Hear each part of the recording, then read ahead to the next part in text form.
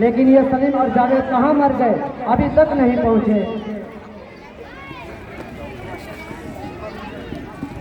دیجیے، تم نے پکارا، ہم چلے آئے، آپ نے ہمیں یاد کیا، ہم حاضر ہو گئے۔ اوہو، آپ اب آ رہے ہو اور کہتے ہو تم نے ہمیں یاد کیا، ہم آ گئے۔ ارے میاں، پورے 5 گھنٹے سے کھڑا انتظار کر رہا ہوں۔ پتہ ہے ہماری ٹاکیز میں 6:30 بجے کا وقت تھا اور 6:30 تو یہی بج گئے۔ ارے یار، تو اس میں غصہ ہونے کی کیا بات ہے؟ تم کو پتا ہے کہ درگاہ پر عرس لگا ہے، وہاں رات کو قوالی کا بڑا اچھا پروگرام تھا، اس لیے رات وہیں رہا۔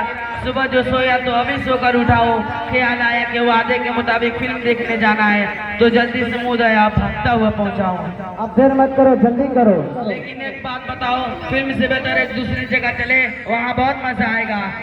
لیکن وہ دوسری جگہ کہاں؟ وہ لکڑی پورا کا جو چوک ہے نا، وہاں ہر روز رات کو خوب جوا چلتا ہے، ایک ہی دن میں لوگ کدھر سے کدھر پہنچ جاتے ہیں۔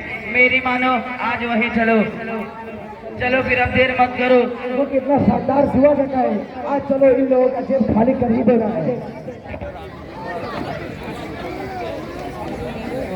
ارے بھائی، اب تجھے کیا ہوا؟ ہمیں پہلے ہی سے دیر ہو چکی ہے اور پیچھے تم تپک پڑے، چلو تم بھی میرے ساتھ چلو۔ نہیں، مجھے تمہارے ساتھ نہیں جانا، بس تم میری بات سنو۔ اوہو، تم لانا آدمی ہمارے ساتھ کیوں جاؤ گے؟ اچھا، یہ سب چھوڑو، میں بہت دیر سے تم سب کی باتیں سن رہا تھا، اس لیے تم سب سے 2 باتیں کرنی ہے۔ بتائیے کیا کہنا چاہتے ہیں؟ ہاں، تو ذرا یہ بتائیے، آپ مسلمان ہیں اور جوئے کی مسجد میں جا رہے ہیں، تو کیا مسلمان کے لیے جوئے کی مسجد میں جانا اور مسلمان کے لیے دعا کرنا جائز ہے؟ کیا ہمارا مذہب اسلام اس کی اجازت دیتا ہے؟ نہیں۔ ارے مسٹر، سوچ آپ کی بالکل غلط ہے۔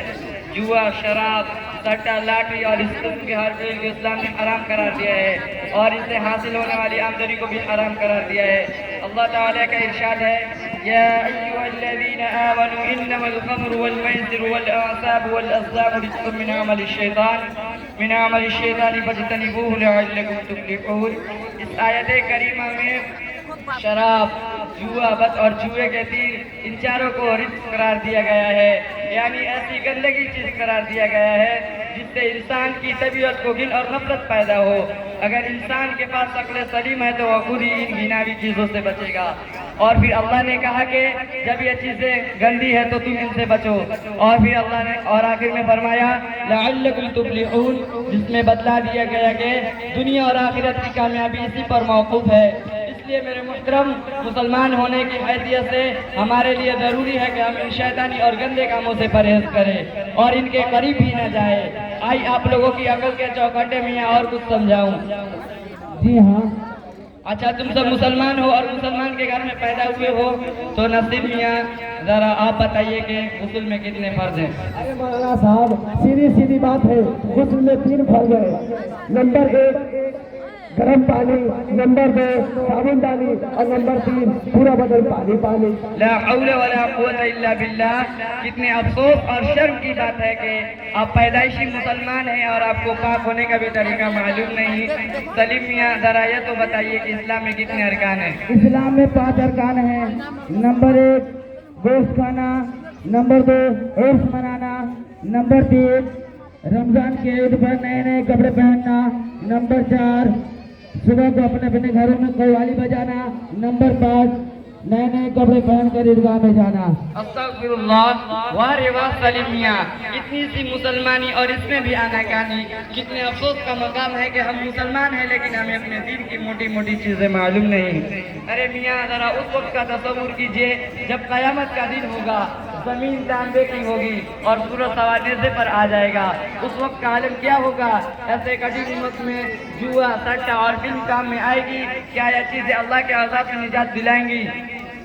نہیں، ہرگز نہیں۔ میرے پیارے بھائیوں، ایسے کٹھن وقت میں نماز کام آئے گی اور روزہ کام آئے گا اور قرآن کی تلاوت کام آئے گی۔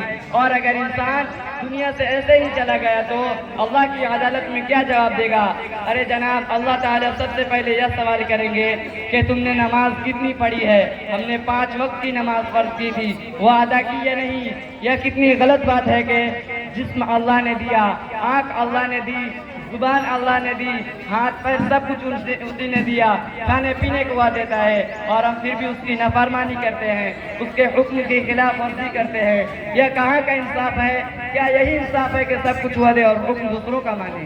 نہیں مولانا صاحب، یہ تو کھلی بغاوت ہے کہ وہ سب کچھ دے پھر بھی ہم لوگ اس کی عبادت نہ کریں۔ مولانا صاحب ہم بہت شرمندہ ہے، آج آپ نے ہماری آنکھوں سے غفلت کی پٹی کو اتار دی اور ہم کو اپنے ضمیر کے آئینے میں صاف نظر آ رہا ہے کہ ہم کتنے گنہگار ہیں اور اللہ کے احکام سے کتنے بغاوت کر رہے ہیں۔ آپ اللہ سے دعا کیجیے ہمیں ان برائیوں سے دور رکھے اور شریعت رسول کا پابند بنائے، آمین۔ مولانا صاحب میں کہتا ہوں آج کے بعد سے ایسی گندی اور شیطانی کاموں میں کبھی نہیں جاؤں گا۔ اچھا ہوا کہ میرے گھر والوں کو معلوم نہیں ہوا ورنہ بہت ناراض ہوتے۔ اچھا دیکھو، تم سب بہت بڑوں کی بات مانتے ہو اور ہمیشہ بڑوں کی بات ماننے ہی میں فائدہ ہے۔ جی ہاں، اور سنو، عید کے بعد مدرسہ کھل جائے گا، تم سب پابندی سے مدرسہ جاؤ اور قرآن سیکھو اور علم سیکھو اور دین کی ضروری باتیں سیکھو کہ مسلمان کے لیے حرام کیا ہے اور حلال کیا ہے۔ تم صحابہ کرام رضی اللہ تعالی عنہ کی زندگی پڑھو یا سنو، انہوں نے علم دین کی خاطر گھروں کو چھوڑا، وطن کو چھوڑا، یہاں تک کہ اپنی جان عزیز کو اللہ کی راہ میں قربان کر دیا اور یہ کہہ دیا کہ جان دی ہوئی اسی کی تھی، حق تو یہ ہے کہ حق ادا نہ ہوا۔ اچھا وعدہ کرو کہ تم سب مدرسہ جاؤ گے؟ انشاءاللہ۔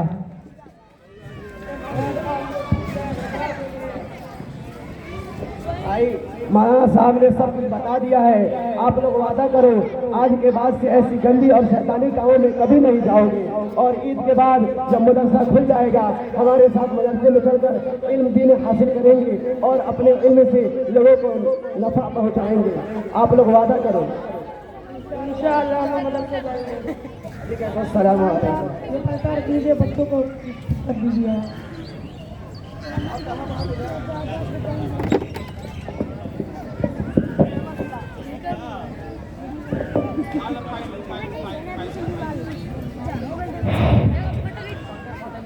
محترم حضرات، ابھی یہ چند بچے آپ کی خدمت میں حاضر ہوئے مکالمہ کے ساتھ، اصلاحی مکالمہ۔